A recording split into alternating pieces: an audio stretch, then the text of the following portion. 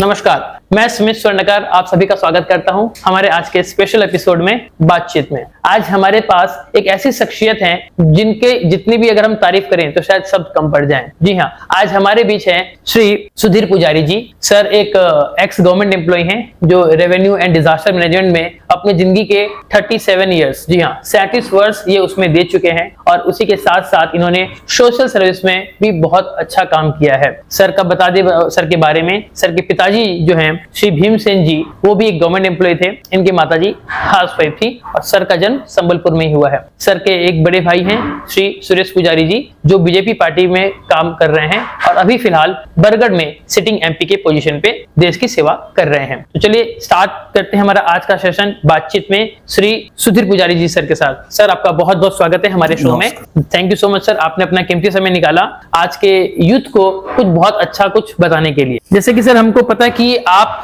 शायद हमारे बहुत सारे व्यूअर्स को भी पता होगा कि आपने ब्लड डोनेशन में बहुत काम किया है संबलपुर लेवल पे और इसके आसपास भी। तो ऐसे क्या हुआ था आपकी जिंदगी में कि आपको लगा कि हमको ब्लड डोनेशन में काम करना चाहिए? देखिए 1980 में संबलपुर में बहुत बड़ा बाढ़ आया था। उस समय हम लोग जीएम कॉलेज के स्टूडेंट थे तो सोशल वर्क में रुचि रखते थे। तो जितने भी विक्टिम्स हैं जिनका घर में पानी घुस गया सबको जीएम कॉलेज ले आए और वहाँ रिहेबिलिटेशन शुरू कर दिया, खाना वाना बना के। उस समय बहुत बड़ा एजिटेशन भी हुआ था। जिन लोगों का पॉलिटिकल एम्बिशन था वो अपना अपना पॉलिटिकल पार्टी यूज करके निकल गए। जितने बहुत सारे स्टूडेंट थे जिनका पॉलिटिकल एम्बिशन नहीं था वो लोग कुछ समाज के लिए विदाउट सेल्फलेसली कुछ करना चाहते थे। ये सब मिलके हम लोग उत्सर्ग बनाया और लोगों का सेवा करना शुरू कर दिया। उत्सर्ग का पहला तो इंटेंशन था, उस समय कोई वॉलंटरी डोनर्स नहीं थे। Nobody was a voluntary donors. Blood bank क्या करते थे, कुछ रिक्शा पुलर का लिस्ट रखते थे, उनको बुलाते थे, 25 रुपया उसको देते थे और ब्लड कलेक्शन करके मरीजों को दिया जाता था। ये बहुत गलत बात होता था। क्योंकि मतलब लोगों का ये मानना था ना कि हम अपना खून क्यों दें, क्योंकि इतना अवेयरनेस नहीं था एकदम अवेयरनेस जीरो तो ये था। आप हुआ होगा। मैं आपको बता दूं जो उत्सर्ग जो है ये एक संस्था है जिनका मेन लक्ष्य कि हमको लोगों से रक्तदान के बारे में उनके अवेयरनेस फैलानी है और लोगों को ये जागरूक करना है कि आप लोग आइए और वॉलंटरली खुद से रक्तदान दीजिए। क्योंकि सिचुएशन कभी कभी ऐसी हो जाती है जहां अस्पताल में एक मरीज होता है, अगर उसे खून ना मिले तो उसकी जिंदगी भी जा सकती थी। तो सर ने उस लक्ष्य के साथ इनके और कुछ साथियों ने मिलकर उत्सर्ग जो एक संस्था है उसका उन्होंने स्टार्ट किया 1983 में। If I am not yes 1983 में। सोचिए कितने साल से सर ये काम कर रहे हैं। उस समय तो मतलब जहां पर लोगों को बिल्कुल भी अवेयरनेस नहीं था। हम बोल सकते हैं हम जिस एरिया में है वहां पर लोग कतराते थे इस चीज के लिए, तो इसलिए एंड स्टिल इन्होंने उसको साइड किया, आगे बढ़ते रहे और आज उत्सर्ग की बदौलत आज इतना हो गया है कि कोई भी मरीज खून की कमी की बदौलत नहीं मरता। तो इसमें उन्होंने बहुत अच्छा काम किया है, हमको इनको अप्रिशिएट करना चाहिए। Thank you. तो सर जब आप जैसे मेरे पास एक क्वेश्चन आया था एक व्यूअर का कि सर से पूछेगा कि सर आप सीरियस गाय हैं कि फन लविंग? मतलब ना कुछ लोग सोचते हैं कि ये बहुत अकड़ू आदमी होगा या मौज मस्ती वाला नहीं होगा, तो ऐसे लोग एक्चुअल में देखिए मैं 50% फन लविंग हूँ। अच्छा, गया हूँ। जब काम सर पर सवार होता है, कोई भी काम करते हैं, मैं बहुत सीरियस होता हूँ। वहाँ मजाक नहीं चलता। काम का मतलब जब फ्री रहते हैं, कोई काम माइंड में टेंशन नहीं है, कोई काम नहीं है, चलो दोस्तों के साथ मजा मजलिस भी कर लेते हैं कभी कभी, ऐसा नहीं है।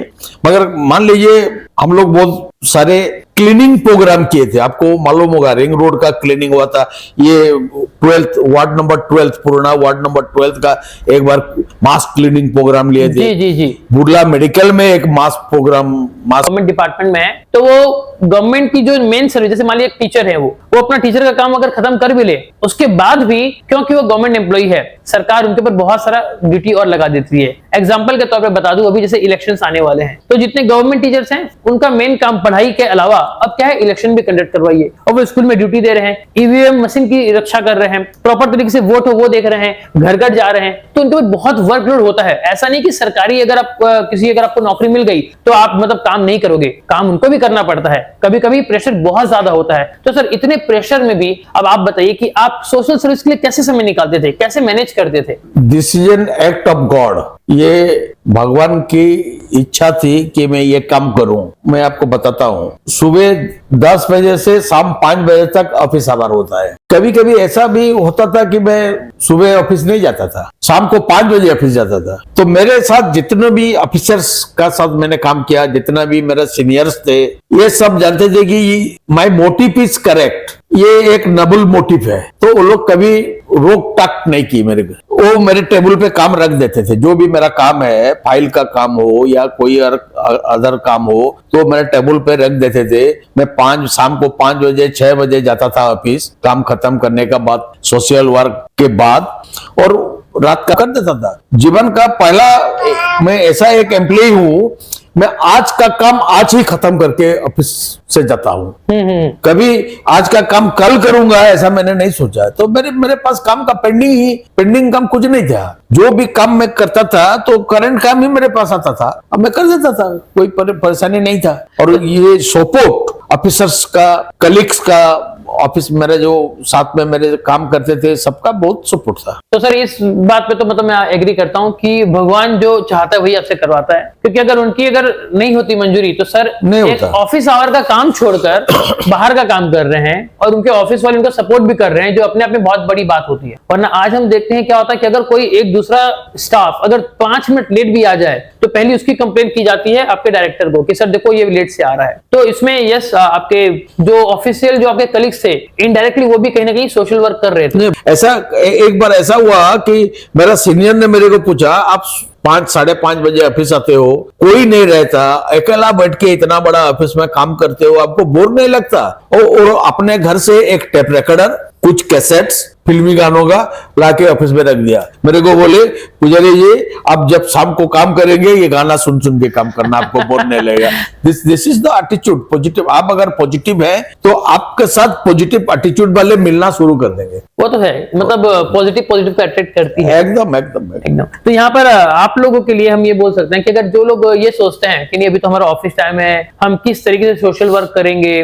मैं आपको अपने एक एग्जांपल बता रहा हूँ कि मेरे कॉलेज था, मैं कुछ समय कॉलेज में पढ़ाता था, तो मेरा उस दिन कॉलेज का एक ड्यूटी था, ठीक है। तो जब मैं कॉलेज जा रहा था, मीनवाइल मुझे एक कॉल आता है कि भाई एक पेशेंट है हॉस्पिटल में, बुर्ला हॉस्पिटल में, जिसको खून की जरूरत है। अब मेरे पास 2 ऑप्शन है, या तो मैं जाके अपना कॉलेज का ड्यूटी परफॉर्म करूं, और अगर नहीं जाता हूं तो मेरी सैलरी कट जाएगी, और अगर मैं जाता हूं तो उधर वो ब्लड पेशेंट को मैं ब्लड नहीं दे पाऊंगा जो नीडी था। तो एट दैट टाइम मैंने चूज किया कि यार कोई दिक्कत नहीं, हम अगर एक दिन छुट्टी भी करें तो कोई दिक्कत नहीं, उसकी हम भरपाई पूरे लाइफ पड़ी अपने पास, हम और कमा लेंगे। लेकिन अगर ऐसा ना हो कि अगर मैं समय पे ना पहुंचूं और उस पेशेंट को अगर खून ना मिले तो कहीं उसकी जिंदगी ना खत्म हो जाए। तो मैंने चूज किया कि नहीं भैया चलो हम हॉस्पिटल ही जाते मिलेगा। सर के केस में क्या हो रहा था, सर मैक्सिमम टाइम जैसे सर ने बोला कि वो सुबह मॉर्निंग आवर में ऑफिस जा ही नहीं पाते थे, तो अगर सर नहीं जा रहे हैं तो it mean sir definitely field work में होंगे। और क्योंकि इनका मार्केट में न्यूज भी आ जाता था कि ये पुजारी जी आज वहां पर वो काम कर रहे हैं, आज इन्होंने वो सोशल काम किया, तो डेफिनेटली इसी एक बहुत बड़ा रीजन था कि इनको इनके ऑफिस से बहुत अच्छा सपोर्ट मिला।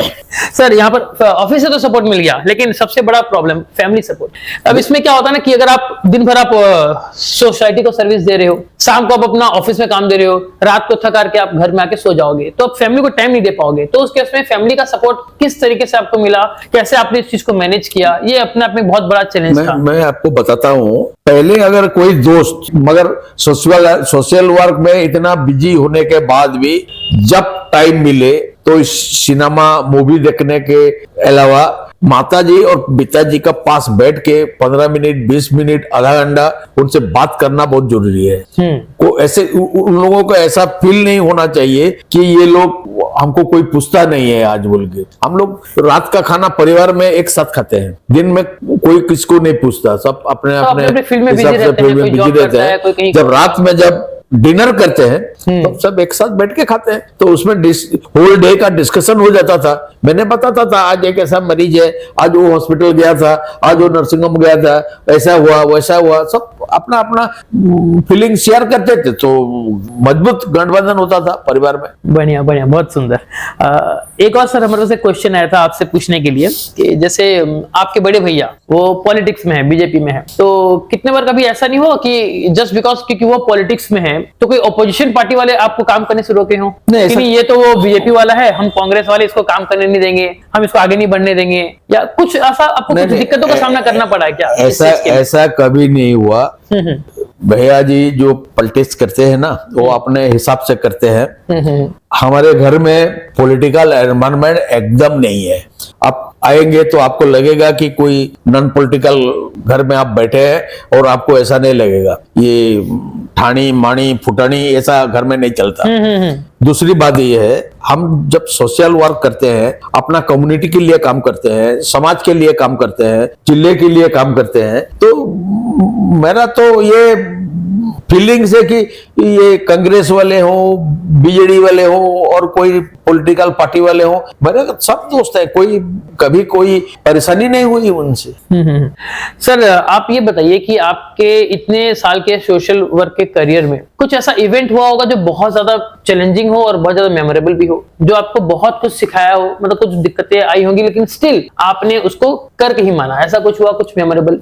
देखिए मैं आपको पहले से ही बताया था एक परिवार थे गुप्ता जी बहुत साल हो गया 30-35 साल हो गया वो रायपुर से पुरी जा रहे थे बाय रोड। अच्छा। उनके साथ उनका डॉटर इन लव थी जो प्रेग्नेंट थी। बरगढ़ क्रॉस करने के बाद साइड शुरू हो गया तो वो लोग बुर्ला मेडिकल चेकअप करवाने चले गए वहां। 20 साल पहले मतलब लगभग 90s की बात है ये अवेयरनेस नहीं था अराउंड 90s। तो जैसे भी हो कुछ ने उनको बताया कि यहाँ ब्लड मिल सकता है वो फिर हमसे कांटेक्ट किए संपर्क स्थापित हुआ तो हम लोग जाके 2 unit O negative blood donate किए। चलो ऐसे बहुत सारे पेशेंट आते हैं ब्लड दे देते हैं इसका बाद कोई संपर्क ज्यादा नहीं रहता। एक रोज वो जब डिस्चार्ज हुई उनकी वो डॉटर इन लॉ तो वो लोग छत्तीसगढ़ जाने से पहले पूछताछ करके फिर घर में आ गए। आपके घर आए? हमारे घर में वो शुक्रिया थैंक्स। अच्छा शुक्रिया क्योंकि आपके आपने जो ब्लड अरेंज कर दिया उससे उनकी बहुत ही जान बच गई जो कि नहीं बच सकती। वो मेरे को बताया कि 20 दिन के बाद उनका जो पोता हुआ है उसका नामकरण होगा आप जरूर आइएगा। मैंने गया नहीं बहुत दूर है उस वक्त हमारे पास पैसा भी नहीं था कुछ। आज का दिन में हम लोग 1000-2000 पकेट परमिट करता है किसी के लिए खर्चा कर देते हैं। उस समय नहीं था 100-200 भी। इनका फाउंडेशन है जो ब्लड डोनेशन में काम करता है तो जो संस्था ने उस बच्चे का जीवन बचाया उसका नाम आज उत्सर्ग रख दिया। ये रख दिया। ऐसा बहुत सारे इवेंट्स हैं बहुत सारे इवेंट्स है वो मायना रखता है आपको प्रेरणा देती है। मेरा अगला क्वेश्चन ही आपसे वही था कि आपको क्या प्रेरणा देता है ये सोशल काम करने की? प्रेरणा देता है तो यस डेफिनेटली आपको अगर ऐसे कुछ इवेंट हो तो डेफिनेटली आपको प्रेरणा मिलेगी कि हमको तो और ऐसे अच्छे काम करने हैं है ना। बहुत सुंदर सर बढ़िया। आप अच्छा सर ब्लड डोनेशन में आप काम कर रहे हैं आपने कितने बार ब्लड डोनेशन किया अपनी लाइफ में? मैं 20 बार डोनेशन किया हूँ। अच्छा 20 टाइम्स। और जब बात में मेरा शुगर बहुत ज्यादा हुआ और थायराइड निकल गया तो मेरे से डॉक्टर ने मना किया कि आप ब्लड डोनेशन थोड़ा रेस्ट्रिक्ट कर दे। फिर भी कभी कभी दे देता हूँ अर्जेंसी। अच्छा कभी ऐसे होता है क्या कि मान लीजिए आप एक डायबिटिक पेशेंट हैं आपका ब्लड अगर किसी दूसरे पेशेंट को जाए तो वो भी डायबिटिक हो जाएगा ऐसा कुछ होता है? नहीं ऐसा नहीं होता। हो सकता है उसका शुगर कुछ समय के लिए थोड़ा हाई रहेगा उसका बाद फिर नॉर्मल। पेनक्रियास मरीज का पेनक्रियास अगर ठीक काम करता है तो फिर नॉर्मल हो जाएगा। इंसुलिन तो बॉडी में प्रोड्यूस होता है ना वो ठीक कर देगा कोई परेशानी नहीं। अच्छा मैंने बोल सकते हैं कि जो डायबिटिक पेशेंट है इसमें क्या होता है मान लीजिए कोई पेशेंट आपको संपर्क किया एक बार मेरे से एक पेशेंट संपर्क किया बी पॉजिटिव के लिए। अच्छा उसने बताया कि कल सुबह 9 बजे मेरा ऑपरेशन है अब थोड़ा मेरे को एक बी पॉजिटिव ब्लड ग्रुप का ब्लड डोनेट कर दीजिए।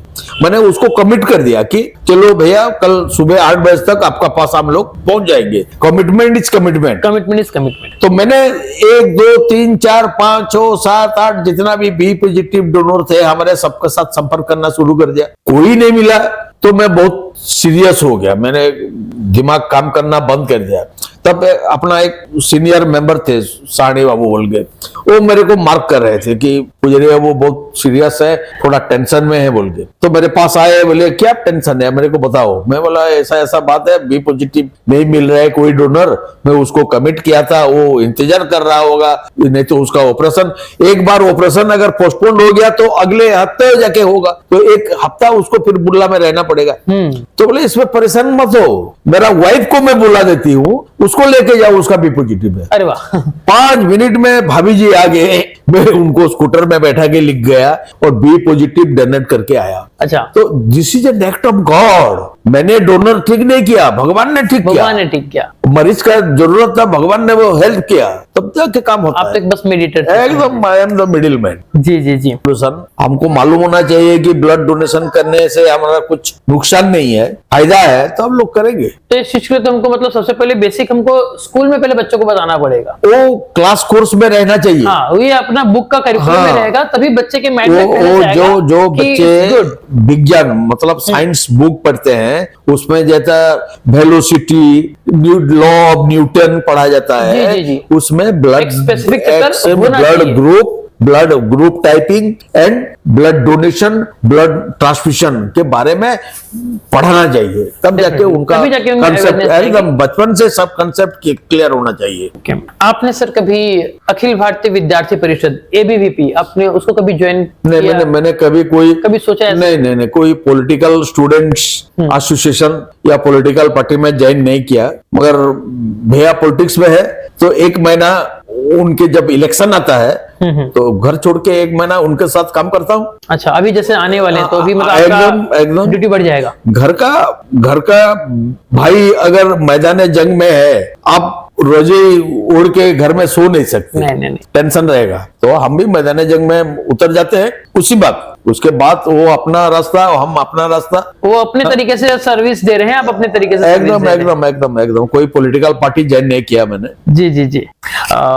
अभी हम जैसे हमको और पता चला आपके बारे में कि आप, क्योंकि ब्लड डोनेशन में ना एक अच्छा खासा अवेयरनेस हो चुका है, बहुत सारे और भी अलग अलग जो ऑर्गेनाइजेशन है, जैसे आपका मारवाड़ी युवा मंच हो गया, लायंस क्लब हो गया, और ऐसे डिफरेंट ग्रुप्स वगैरह जो हैं, ये लोग भी वॉलंटरी एक ब्लड डोनेशन ऐसे ऑर्गेनाइज करवाते हैं और कलेक्शन करते हैं। एक जो लोग नहीं कर रहे हैं वो आपका ऑर्गन डोनेशन, तो जिसके ऊपर हमको पता चला कि अभी आप आपका लाइफ में उसको लक्ष्य लेके चल रहे हो कि अब हमको ऑर्गन डोनेशन के ऊपर काम करना है और लोगों में इसकी अवेयरनेस फैलानी है। तो ऐसा आपको क्यों लगा कि ऑर्गन डोनेशन को भी हमको खबर देते हैं, डॉक्टर लोग आके कन्या निकाल देते हैं, फिर इसको जो बेनिफिशियरीज है, जिनका कन्या ट्रांसप्लांट हो सकता है, उनको ट्रांसप्लांट हो जाता है, वो देख सकते हैं दुनिया में।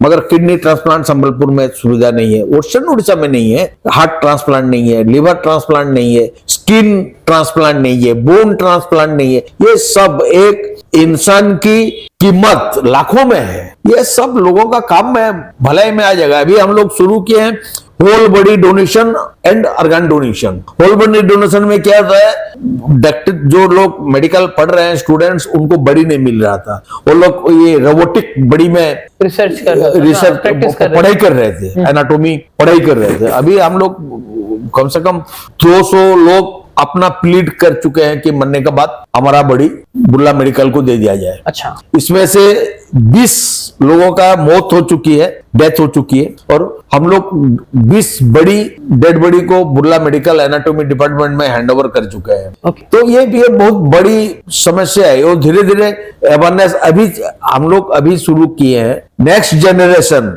एंड नेक्स्ट जनरेशन इसको आगे ले जाएंगे। जैसे वॉलंटरी ब्लड डोनेशन कोई नहीं कर रहा था, आज कर रहे हैं। हमको घर किसी को बुलाने, अगर दोस्त के घर बुलाने गए तो उसका घर के लोग शक के नजर में देखते थे कि वो ब्लड डोनेशन के लिए बुलाने आ गया। अभी नहीं है ऐसा। अभी घर वाले सपोर्ट करते हैं, फादर मदर फीलिंग प्राउड, दे उनका बेटा बेटी ब्लड डोनर्स हैं बोल के, कि आप जाइए और देखा। तो एक दिन आएगा किसी भी मरीज को कोई भी ऑर्गन का डेफिशिएंसी से मरना नहीं पड़ेगा। ओके, तो सर इसमें एक चीज ये बताइए कि जैसे आपने बोला कि किडनी ट्रांसप्लांट का 30 से 35 लाख खर्चा हो जाता है, तो मान लीजिए अभी कोई एक डेड बॉडी है, वो जस्ट मर चुका है, और उसके फैमिली वालों ने अगर हैंडओवर कर दे कि आप इस बॉडी से किडनी निकाल सकते हो फॉर ट्रांसप्लांट पर्पस, तो क्या उस परिवार को कुछ कंपनसेशन मिलता है क्या? जैसे मान लीजिए अगर वही पेशेंट अगर कराता है तो 30-35 लाख लगता है। एक महीने पहले उड़ीसा गवर्नमेंट ने एक सर्कुलर नोटिस इशू किया है। अच्छा, सर्कुलर इशू किया है। इसमें जो ऑर्गन डोनेशन करेगा उसका फैमिली को 5 लाख रुपया okay x gratia state government की तरफ से पेमेंट होगा। ओके, ये एक अच्छा चीज है अपने आप में कि बहुत बार आप लोग ऐसे कर सकते हो, आपके भी सर्कल में ऐसे कुछ लोग होंगे, या जैसे मान लीजिए जो आपके घर में काम कर, आपका क्या होगा, गवर्नमेंट की तरफ से आपको 5 लाख रुपए का कंपनसेशन मिल जाएगा, ताकि आप अपना आगे का लाइफ कुछ हद तक अच्छे से चला सको। एक बहुत अच्छा स्टेप है गवर्नमेंट की तरफ से, एंड यस, हमको इसका अवेयरनेस करना चाहिए। ओके सर, इसमें एक और क्वेश्चन मैं ऐड करना चाहूंगा कि कोविड के समय में हमने ये देखा कि बहुत सारे लोगों की डेथ हो रही थी, एंड उस समय न्यूज में ऐसे भी आया कि बहुत सारे जो डॉक्टर्स हैं, कुछ जो गलत डॉक्टर्स हैं, वे लोग सिर्फ पैसे के लालच में किसी भी इंसान को जबरदस्ती मार दे रहे थे और उसका ऑर्गन निकाल के उसको बेच दे रहे थे। तो ऐसे भी सिचुएशन जो प्रॉब्लम है ये आ सकती है अभी भी, तो हम इसको कैसे फेस करेंगे? नहीं, ऐसा तो मैंने नहीं सुना कोई कोरोना मरीज का ऑर्गन निकाल के, वो काम नहीं आएगा। Once the body was infected with corona virus, okay, उसका ऑर्गन भी डिफेक्टिव हो गया होगा। डिफेक्टिव होगा, नहीं काम देगा। इंसानियत जिंदा थी, कुछ डॉक्टर ने दिन रात एक करके मरीजों का काम किया, कुछ ने नहीं किया। है सर, इसमें हम भी जानते हैं, अपने संबलपुर के एक डॉक्टर थे जो कोविड पेशेंट का ट्रीटमेंट करते करते खुद भी कोविड से ग्रसित होकर अपनी जिंदगी को ऐसे हैं डॉक्टर से। तो सर एक चीज और बताइए कि आपकी लाइफ में ऐसा कौन सा इवेंट हुआ कि आपको लगा कि नहीं, मुझे ना सोशल वर्क में भी काम करना चाहिए, जहां आज के किया कि नहीं यार, मेरे को ना लाइफ में सोशल वर्क भी कुछ करना है, चाहे वो किसी भी फील्ड में हो। सोशल वर्क नहीं, आपको पहले चीज ये है कि आप डॉक्टर बनो, इंजीनियर बनो, इंडस्ट्रियलिस्ट बनो, कोई दिक्कत नहीं है, मगर सबसे पहला चीज है अच्छा इंसान बनो। एक अच्छा इंसान ही सोशल वर्कर है। उसका नजर में अगर किसी को देख लिया कि ये उसका जरूरत है, वो भाग नहीं जाएगा। अच्छा इंसान भाग नहीं जाएगा, वो वहां खड़ा होके उसका प्रॉब्लम सॉल्व करेगा, फिर जाएगा। ये बात तो अब पेरेंट्स भी ऐसे हैं कि सब चाहते हैं कि बेटा हमारा आईआईटी में दाखिला हो जाए, एमबीबीएस में दाखिला हो जाए, इंजीनियर बन जाए, डॉक्टर बन जाए, ठीक है, सब बहुत बढ़िया, मगर ऐसा शिक्षा बच्चों को देना चाहिए घर में, वो बाहर नहीं मिलता, पेरेंट्स से ही मिलता है। अब बच्चों को अच्छा इंसान बनाना सीखिए, वो अच्छा इंसान बनाना सीखिए, देखिएगा आपका बेटा वो डॉक्टर और इंजीनियर से ज्यादा नाम कमाएगा। सही बात है।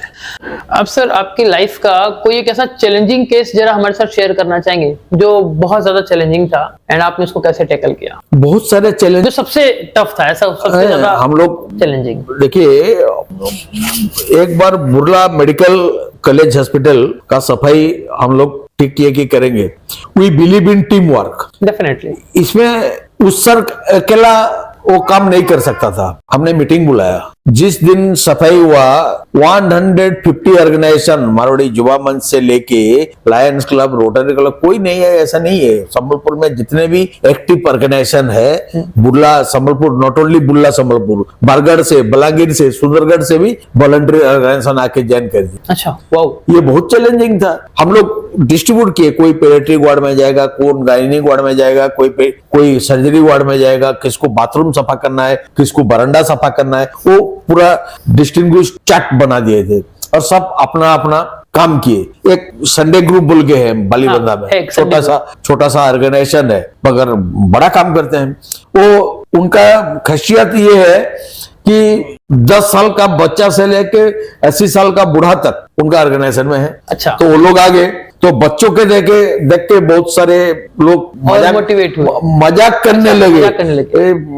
शोबाजी है, सफाई क्या करेंगे वो लोग, उनको एक एक्सटर्नल ड्रेन सफा करने के लिए मिला था काम। जी।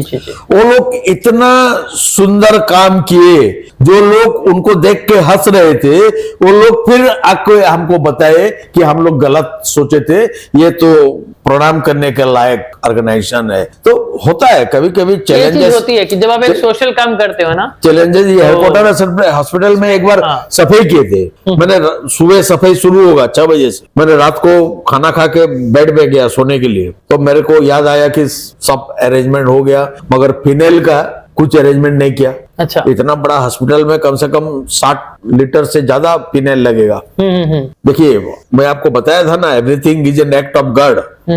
तो वही मैं सोच रहा था फिनाइल कहां से लाऊं, किसको बोलूं, तब फोन आया। किससे? केमिस्ट एंड ड्रगिस्ट एसोसिएशन से। अच्छा। उनका प्रेसिडेंट फोन किया तो उनके बोले, पुजारी जी आपने हमको बुलाया नहीं, सबको बुलाया। मैं बोला सॉरी, माइंड से स्किप हो गया, सुबह आ जाइए। तो वो लोग बोले क्या चाहिए हमको भी बता दीजिए, सुबह लेके आ जाएंगे। मैं बोला 60 लीटर फिनाइल लेके आ जाओ। तो लोग 60 लीटर फिनाइल लेके आ गए। अच्छा। तो ये जो मुद्दा है, ये अरेंजमेंट हम ठीक है, प्रैक्टिकली फील्ड में हम लोग उसको चैनलाइज करते हैं, मगर उसका प्लानिंग ऊपर वाला बनाता है। होता है जब आप एकदम। अच्छा नियत से जब स्टार्ट करते हैं ना आप, तो डेफिनेटली आप लोग खुद देखोगे अगर काम आपका होता जाता है। एकदम आपका नियत साफ होना नियत चाहिए। साफ होनी चाहिए। एकदम नियत साफ होनी चाहिए। अब सर, जब सोशल काम करते हो ना, तो उसके साथ साथ आपको अपना खुद का भी केयर करना बहुत जरूरी होता है। सेल्फ केयर, है ना, आपका केयर करना है, सामने सोसाइटी का भी सर्विस देना है। क्योंकि सामने जब सोसाइटी को हम सर्विस देने जाते हैं ना, तो बहुत ही इमोशनल एनवायरनमेंट होता है। मान लीजिए कोई एक सड़क पे कोई एक्सीडेंट हो रखा है, वो डेड बॉडी पूरे एकदम खून से लथपथ है, वो अभी या कभी भी मर सकता है। वैसे में इमोशनल अपने आप को स्ट्रांग करके आपको अपने भी ध्यान को रखना है, आपका भी हेल्थ को ध्यान रखना है, और आपको स्वेटर और सिलेंडर चाहिए थी, हम लोग कर रहे थे। तो उसमें क्या होता था, कोई किसी का फोन आता था कि ऑक्सीजन सिलेंडर चाहिए जल्दी, इमीडिएट। ऑक्सीजन लेवल 60 हो गया है, 58 हो गया है, 54 हो गया है। तो हम एक साथी को पकड़ के, कलीग्स को पकड़ के ऑक्सीजन सिलेंडर लेके उसका घर जाते थे, विथ ए इंटेंशन दैट वो अपना जो आदमी है घर में, वो लोग ऑक्सीजन सिलेंडर लेके खुद लगा लेंगे, बता देंगे हम। तो कभी कभी ऐसा भी होता था कि वो बूढ़ा बूढ़ी रहते थे, तो बूढ़ा उठा नहीं सकता ऊपर, फास्ट फ्लोर में रहते हैं, तो छोड़ के भी आ नहीं सकते, तो करेंगे क्या? नो ग्लोव्स, नो पीपी, उसको लगाते with the name of God, कि जो रक्षा करता है वो रक्षा करेगा। देखिए, इतना सेकेंड वेव कोरोना में, इतना कोरोना पेशेंट का साथ मिला हूं, कभी कोरोना पॉजिटिव नहीं आया। जब कुछ नहीं था तब कोरोना पॉजिटिव हो गया। तो भगवान का लीला है सब। जी जी जी। वो चाहता है आप कैसा करोगे, कैसा नहीं करोगे, क्या होगा क्या नहीं होगा, ये सब ऊपर वाला का हाथ में है। आपका, मैं बोला ना, आपका टीम वर्क होना चाहिए, ऑनेस्टी होना चाहिए, और नियत साफ होना चाहिए। कोई तो सर, इस चीज में आपका, जब आप कोविड पेशेंट के साथ रह के उसको ऑक्सीजन किट लगा रहे थे, जब ये बात आपने अगर घर में बताई होंगी, नहीं तो बताई, क्या रिएक्शन था? नहीं बताई। अच्छा। मैं आज सच बता रहा हूँ। अगर मैं घर में बताता तो हम लोग क्या करते थे, दोनों जो साथी जाके कोरोना पेशेंट को लगाते थे, हम लोग आपस में बात आप कर सकते हो, वो आपने और किया। घर में जाके पहले इसको जो ड्रेस पहने उसको चेंज करो, हाथ पांव ठीक से साबुन से धो लो, मुंह धो लो, फिर जैसा का तैसा। घर में बताते तो मुश्किल हो जाता। इट्स वेरी चैलेंजिंग, वेरी बहुत ज्यादा। सर, आप बताइए, आज के यूथ को आप कैसे, मतलब करियर सोशल वर्क में हमको करना है, तो उनको आप किस तरीके से गाइड करना चाहेंगे? उनको क्या स्टेप लेना चाहिए? क्योंकि आज का जमाना आपका सोशल मीडिया का है, जहां पर आप ये देखते हो कि बहुत सारे लोग ना सोशल मीडिया में सिर्फ चलिए, मतलब अपने आप को अच्छा दिखाने के लिए हैं। तो ऐसे में आप यूथ को कैसे एक अच्छा मार्गदर्शन करेंगे कि अगर आपको करने, तो आप ये स्टेप आपको लेना चाहिए? आज का यूथ बहुत एजुकेटेड है, ये कंप्यूटर में, नॉलेज में, सोशल मीडिया में बहुत एक्टिव है। वो लोग बहुत कुछ कर सकते हैं। वो कैसे कर सकते हैं मैं आपको बताता हूँ। मान लीजिए ओल्ड एज पेंशन है, गवर्नमेंट ऑफ इंडिया का है, गवर्नमेंट ऑफ उड़ीसा का है, जो महीने में 1000 रुपया मिलता है। उसको आप स्टडी करना चाहिए, किसको मिलना चाहिए, किसको नहीं मिलना चाहिए। मान लीजिए एक मोहल्ला में आप रहते हैं जहां आपको मालूम है कि ये ओल्ड एज में है, कोई इसका देखभाल करने वाला नहीं है, पैसा का तकलीफ है, और वो राशन कार्ड भी नहीं है कि ओल्ड एज पेंशन भी उसका नहीं मिल रहा है। अच्छा। आपको कुछ करना नहीं है, ऑनलाइन उसका अप्लाई कर देना है, बस घर में बैठ के आपका काम हो जाएगा। तो मेरा आज का यूथ को ये एडवाइस है कि आप अपना बर्थडे पोस्ट करो, एनिवर्सरी पोस्ट करो, कोई दोस्तों को साथ घूमने गए हो, सेल्फी लिए हो, पोस्ट करो, कोई बात नहीं। इसका अलावा आपका in and around your house, आपका घर का अगल बगल में क्या हो रहा है भी आप देखो। इसमें अगर कोई जरूरतमंद है जिसको मदद चाहिए और आप होने लगेगा, तो यहाँ दुखी रंग की जो भी है, जो भी जरूरतमंद है, उनका काम हो जाएगा। कोई परेशानी नहीं होगा। और सर अब आप एक बात और बताइए कि आज के टाइम में आप और क्या देख रहे हैं सोसाइटी में जो बहुत एक बड़ा सोशल इशू है जिसको हम अच्छे से डील कर सकते हैं कुछ इनोवेटिव वे में, जो कि सरकार को कर देना चाहिए था बट सरकार अभी तक नहीं कर पाई है। तो ऐसा कुछ इश्यूज के बारे में बताइए और उसका कुछ उपाय बताइए कि आपके हिसाब से ऐसा क्या करें कि वो चीज कंप्लीटली इराडिकेट हो जाए। देखिए, इसमें अवेयरनेस की बहुत जरूरत है। मान लीजिए सैनिटेशन का प्रॉब्लम है, इतना खर्चा करने के बाद भी महानगर निगम संबलपुर का रोड, रास्ता, गली कुछ ऐसा रिमार्केबल वर्क नहीं कर सकती है। I do agree. इसमें तो इसमें लोगों का भागीदारी चाहिए। हम लोग शुरू किए थे, हम लोग अपना साकीपड़ा में जो हनुमान कॉलोनी है इसमें 1 रुपी पर डे का एक नारा लगाए थे। इसमें महीने भर में 30 रुपया हर परिवार को देना होगा। हम लोग अपना ठेला रिक्शा खुद किए और door to door collection of garbage हम लोग शुरू किए थे। फिर मैंने वो municipal authorities, commissioner, deputy commissioner, collector साहब सबको बुला के एक दिन दिखाया कैसे डोमेस्टिक गार्बेजेस बाहर जाता है। इसके बाद संबलपुर में शुरू हुआ door to door collection of garbage. फिर भी लोग बाहर, उसका काम खुद को करना पड़ेगा। कोई कंट्रैक्टर काम कर रहा है, कोई बात नहीं, जाते आते समय 2 मिनट रुक के काम का क्वालिटी आप देख सकते हो। ये मिक्सिंग ठीक हो रहा है कि नहीं, लेबल ठीक हो रहा है कि नहीं हो रहा है, इंजीनियर को फोन कर सकते एक बार। और वो जब तक संबलपुर के निवासी हर काम में अपना दिमाग लगाना शुरू करेंगे तब जाके संबलपुर ठीक होगा। इसमें सर आपको मैं एक बात बोलना चाहूंगा, जैसे अभी आप देखते हो रोड बनने का काम है ना, अगर हम बोले तो बहुत ही घटिया क्वालिटी का रोड बना रहे हैं लोग। सिंपली बस उसको बस पॉलिश कर देते हैं और एकदम महीन एक परत बस खाली बिछा देते हैं जो कुछ पल के लिए लगती है कि नई सड़क बन गई। इसमें अगर आदमी किसी को अगर प्रोटेस्ट भी करे तो उसको अपना भी डर लगता है कि भैया सामने वाला जो है बड़ा आदमी है, हम छोटा आदमी है, हमारी जान जोखिम में आ जाएगी, हमारी रक्षा कौन करेगा, हमारी कौन सुनेगा। आप जब तक अकेला है तब तक डरेंगे, जब मोहल्ला आपका साथ खड़ा होगा। मैं वही बात बोल रहा हूँ, लोगों को टीम वर्क है, यूनाइटेडली ये काम करना चाहिए तब जाके सुधरेगा। अब 15 आदमी खड़े हो जाओ, कोई कंडक्टर आपको कैसा डराएगा मैं देखता हूँ, नहीं डरा पाएगा, वो डरेगा, आप नहीं डरेंगे। आप चोरी नहीं कर रहे हैं, चोरी वो कर रहा है, वो डरेगा। तो आपको यूनिटी लाना। लास्ट में अब एक आपका लाइफ का कुछ एक पर्सनल स्टोरी ऐसा कुछ हमारे साथ शेयर कीजिए जिसने आपके लाइफ में सोशल वर्क को लेकर पूरा पहलू ही बदल दिया। कुछ आपका निजी जीवन में कुछ ऐसा घटना हुआ? देखिए, ये social life is a public life. आप सोशल फील्ड में है तो पब्लिक के बीच में है, उसके साथ बीच में है। इसमें बहुत सारे हैबिट आपको चेंज करना पड़ेगा। हम लोग कहीं जाते हैं, कुछ करते हैं, कहीं खाना खाने जाते हैं तो आपको मेंटेन करना पड़ेगा। लोग आप सबको नहीं जानते हैं मगर लोग आपको जानते हैं कि ये है फलाना आदमी है। तो आपका जो अपीयरेंस, आपका जो बिहेवियर, आपका जो एटीट्यूड, ये फर्क पड़ रहेगा। तो आप बुरे काम करने के लिए तो डरेंगे, कहीं भी बुरा काम करने के लिए आपको डर लगेगा, नहीं अरे बाप रे ये तो नहीं होगा बोल के, समझे ना। अगर अच्छा काम करेंगे तो दिल सीना तान के आप करेंगे, कोई बात नहीं, लोग देखें ना देखें, ठीक है ना। तो ये ऐसा है कि हम कहीं भी जाते हैं, ढाबे में खाना बहुत कम खाते हैं, जरूरत पड़ने से जाते हैं, नहीं तो नहीं जाते हैं। आदमी बोलेंगे और ढाबा गया था कल, मैं देखा।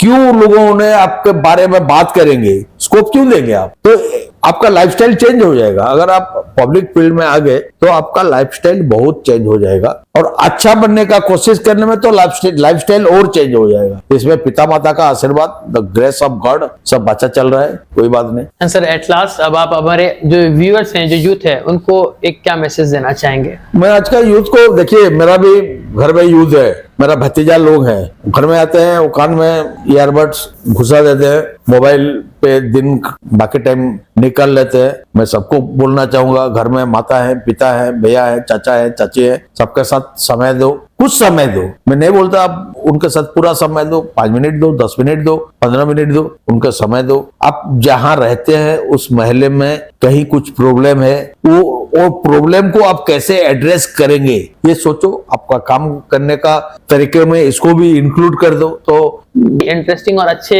सेशंस के लिए आप हमें कमेंट कर सकते हैं। आप अपने अगले एपिसोड में किस गेस्ट को चाहते हैं उसका नाम हमें कमेंट कीजिए, कोशिश करेंगे हम अगले एपिसोड में उनको बुलाएं। तो सर पुजारी सर, आपका बहुत बहुत धन्यवाद, आप अपना कीमती समय निकाल कर आए। Thank you very much sir, thank you to.